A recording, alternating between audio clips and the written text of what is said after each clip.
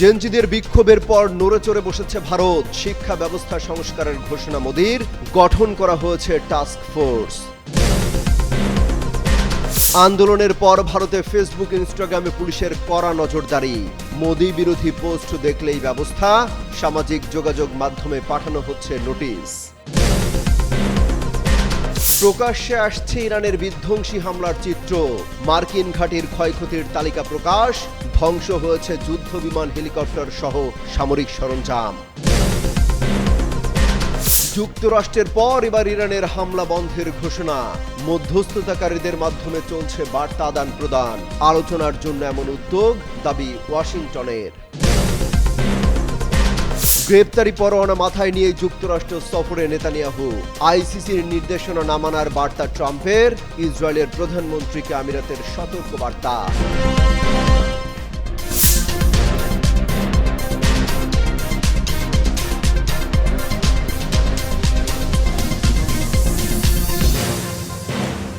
एक high power task force बनाने का निर्णय किया है। ভারতের পরীক্ষা ব্যবস্থা নিয়ে বড় সিদ্ধান্ত নিলেন প্রধানমন্ত্রী নরেন্দ্র মোদী।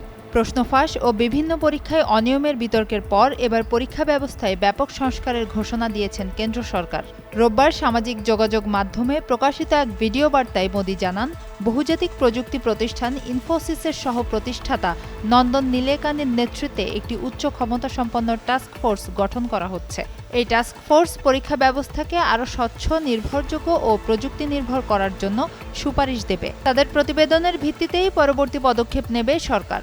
মোদী বলেন, শিক্ষার্থীদের ভবিষ্যৎ নিয়ে যারা ছিনিমিনি খেলেছে তাদের বিরুদ্ধে কঠোর ব্যবস্থা নেওয়া হয়েছে। অনেক অভিযুক্তকে ইতিমধ্যেই কারাগারে পাঠানো হয়েছে। দ্রুত বিচার নিশ্চিত করতে ফাস্ট ট্র্যাক আদালত গঠন করা হয়েছে এবং আরও কঠোর আইনি ব্যবস্থা গ্রহণের কাজ চলছে। এদিকে পাবলিক এক্সামিনেশনস অ্যাক্ট সংশোধনেরও প্রস্তাব দিয়েছে সরকার। এতে প্রশ্ন ফাঁস ও সংঘবদ্ধ পরীক্ষা জালিয়াতির বিরুদ্ধে দ্রুত তদন্ত, বিচার এবং কঠোর শাস্তির বিধান রাখা হয়েছে। বিশ্লেষকদের মতে, সাম্প্রতিক বিভিন্ন প্রতিযোগিতামূলক পরীক্ষায় অনিয়মের অভিযোগ এবং দেশ জুড়ে শিক্ষার্থীদের বিক্ষোভের পর কেন্দ্র সরকারের এই উদ্যোগ ভারতের পরীক্ষা ব্যবস্থায় বড় ধরনের পরিবর্তনের পথ খুলে দিতে পারে।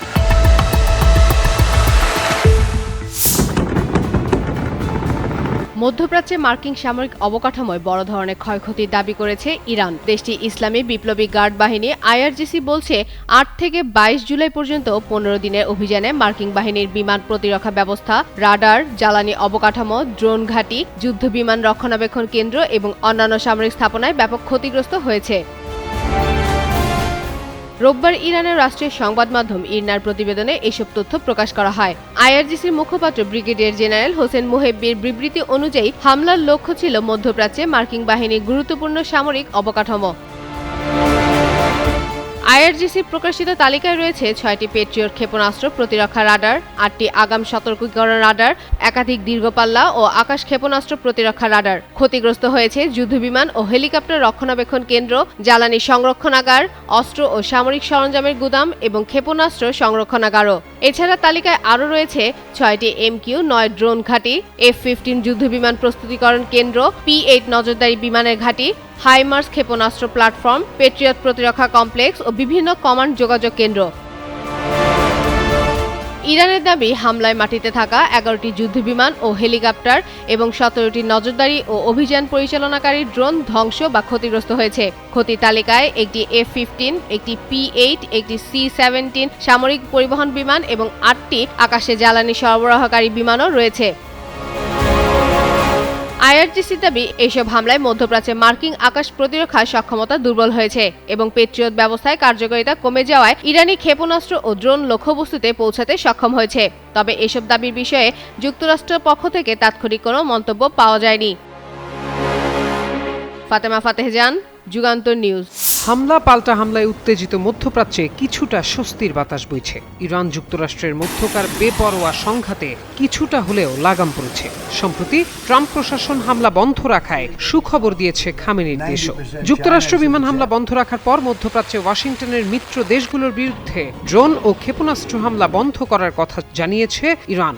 আল জাজিরার এক প্রতিবেদনে এ তথ্য জানানো হয়। ইরানের পররাষ্ট্র মন্ত্রণালয়ের মুখপাত্র ইসমাইল বাঘাই বলেছেন, যুক্তরাষ্ট্র পূর্বে আলোচনায় বিশ্বাসঘাতকতা করলেও তেহরান ও ওয়াশিংটন মধ্যস্থতাকারীদের মাধ্যমে বার্তা আদান প্রদান করছে। এদিকে বার্তা সংস্থা রয়টার্সের প্রতিবেদনে বলা হয়, টানা 13 রাত ধরে চলা মার্কিন বিমান হামলার পর গত শুক্রবার রাতে অভিযান স্থগিত করে পেন্টাগন। এরপর শনিবার ও রোববার যুক্তরাষ্ট্রের নতুন কোনো হামলার খবর পাওয়া যায়নি। একই সময়ে ইরানও যুক্তরাষ্ট্রের সামরিক ঘাঁটি থাকা প্রতিবেশী দেশগুলোতে কোনো পাল্টা হামলা চালায়নি। নাম প্রকাশ না করার শর্তে ইরানের এক কর্মকর্তা রয়টার্সকে জানান, আমাদের অবস্থান একই আছে, হামলার জবাবে হামলা। হামলা বন্ধ হলে ইরানও অভিযান বন্ধ রাখবে। এই বার্তা এরই মধ্যে যুক্তরাষ্ট্রকে জানানো হয়েছে। এদিকে জাতিসংঘে যুক্তরাষ্ট্রের রাষ্ট্রদূত মাইক ওয়ালস মার্কিন সংবাদ মাধ্যমকে জানান, প্রেসিডেন্ট ডোনাল্ড ট্রাম্প কূটনীতির জন্য আরও সময় দিতে হামলা সাময়িকভাবে স্থগিত করার সিদ্ধান্ত নিয়েছেন। তার ভাষ্য, আলোচনার জন্য কিছুটা সুযোগ তৈরি করতেই এই বিরতি দেয়া হয়েছে। মাথার উপর আন্তর্জাতিক গ্রেপ্তারি পরোয়ানা, তবুও সেই পরোয়ানার তোয়াক্কা না করেই যুক্তরাষ্ট্রের পথে ইসরায়েলি প্রধানমন্ত্রী বেনিয়ামিন নেতানিয়াহু। মার্কিন প্রেসিডেন্ট ডোনাল্ড ট্রাম্পের আমন্ত্রণে ওয়াশিংটন ডিসিতে যাচ্ছেন তিনি। সেখানে ট্রাম্পের সঙ্গে বৈঠকে ইসরায়েল যুক্তরাষ্ট্রের সম্পর্ক সহ গুরুত্বপূর্ণ নানা ইস্যুতে আলোচনা হওয়ার কথা রয়েছে। নেতানিয়াহুর এই সফর এমন এক সময় হচ্ছে যখন গাজা যুদ্ধ নিয়ে তার বিরুদ্ধে আন্তর্জাতিক অপরাধ আদালত আইসিসির গ্রেপ্তারি পরোয়ানা বহাল রয়েছে। 2024 সালে নভেম্বরে তার বিরুদ্ধে যুদ্ধাপরাধ ও মানবতা বিরোধী অপরাধের অভিযোগে এই পরোয়ানা জারি করেছে আইসিসি, যদিও ইসরায়েল ও যুক্তরাষ্ট্র আইসিসির সদস্য নয়। এদিকে যুক্তরাষ্ট্রের মাটিতেই নেতানিয়াহুকে গ্রেপ্তারির দাবি উঠেছে। নিউ ইয়র্কের মেয়র জোরহান মামদানি সম্প্রতি বলেছেন, নেতানিয়াহু যুক্তরাষ্ট্রে এলে আইসিসি পরোয়ানা কার্যকরে মার্কিন ফেডারেল সরকারের পদক্ষেপ নেওয়া উচিত। যদিও পরে মামদানি স্বীকার করেন, নিউ ইয়র্ক সিটি নিজস্বভাবে এই পরোয়ানা কার্যকর করার আইনি ক্ষমতা নেই। তবে মামদানির আহ্বানের বিপরীতে ট্রাম্প স্পষ্ট করে বলেছেন, যুক্তরাষ্ট্রে সফরের সময় নেতানিয়াহুকে গ্রেপ্তার করা হবে না। ট্রাম্পের বর্তমান মেয়াদে এটি নেতানিয়াহুর সপ্তম ওয়াশিংটন সফর। অন্য যে কোনো বিশ্ব নেতাদের তুলনায় ট্রাম্পের সঙ্গে সবচেয়ে বেশি বৈঠকই হয়েছে তার।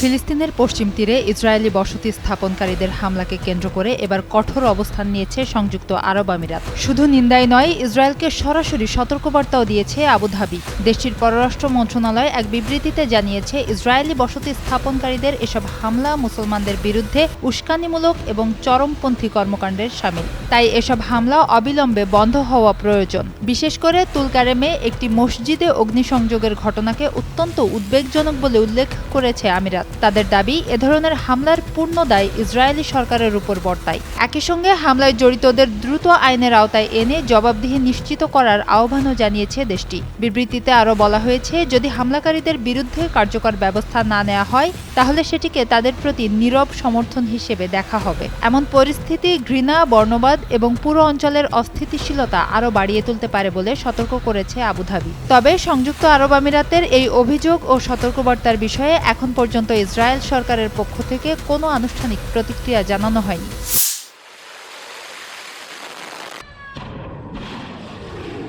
মধ্যপ্রাচ্যের তীব্র থেকে তীব্রতর হচ্ছে উত্তেজনা। হরমুজ প্রণালীর নিয়ন্ত্রণ ও নিরাপত্তা ইস্যুকে কেন্দ্র করে চলতি মাসে নতুন করে সংঘাত শুরু হয় ইরান ও যুক্তরাষ্ট্রের মধ্যে।